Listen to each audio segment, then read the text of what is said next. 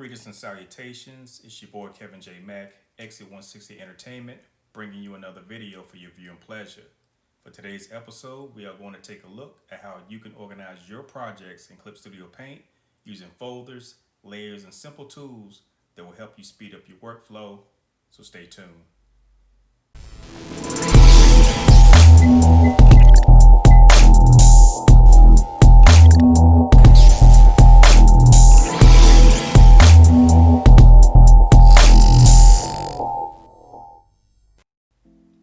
Welcome back. Today we're going to be doing a quick video on how you can organize your artwork using folders and simple tools to speed up your workflow. If you're like me, whether I'm working in Photoshop, Sketchbook Pro, Procreate, or in this case, Clip Studio Paint, the number of layers that you're working with can sometimes get out of hand fairly quickly. So to stay organized, you want to make sure that you use folders, and it's very important, especially when you're just learning Clip Studio Paint or any other digital art program, that you name your folders and layers to keep you on track. Additionally, for today's video, we're going to be focusing on two simple tools, both located in the layer section of the program. But first, before we get into the meat and potatoes of today's tutorial, don't forget to subscribe and make sure that you hit that notification button so you won't miss out on any new content being delivered. Once again, we're going to focus on two of my most favorite and heavily used tools in Clip Studio Paint, and that is the Clip to Layer Below tool and the Lock Transparency tool. So let's get right into it. So I'm going to load up one of my previous projects. This was an illustration that I did a few months ago entitled 3 Supermen. Here we have Icon, Blue Marble, and Valzad. If you haven't seen my previous speed paint video that I did, make sure you check it out. The link is in the description below. As you can see, we have more than a dozen layers within this project. Not all of them are labeled, but I've been doing this for a while, so I generally know where things are going to be laid out. And I know what you're saying, I'm such a bad teacher. But I think I counted close to 30 or so layers, and that's just being generous because some of my other previous projects had a lot more. But what I want to do now is I want to ensure that only 2 layers are visible, the background and line art layer. I'm going to place all of the remaining layers in another folder to get them out the way. Now, at first glance, we have 3 characters, and what we want to do now is we're going to break down the drawing into sections with each character on their own layer and folder. And listen, I got it. There's more than one way to skin a cat. The intent is to stay organized within your project, and as you get more and more comfortable with Clip Studio Paint, then you can go out and explore more options. With that, I'm going to create 3 folders, one for Blue Marble, the second for Icon, and the last for Valzad. And don't forget to label your folders. At this point, you could start applying color to your line art, but that would totally defeat the reason why we're doing today's video, so bear with me. Now that I have created my folders, it's time to break down the image. Rule of thumb: always think about how to break down your composition and implement different tricks along the way. Starting with the foreground and working our way back, using the lasso fill tool, I'm going to do a simple flat of Blue Marble. It doesn't matter what color you decide to choose from for your flats. And just think of flats as if you was a small child coloring in a coloring book.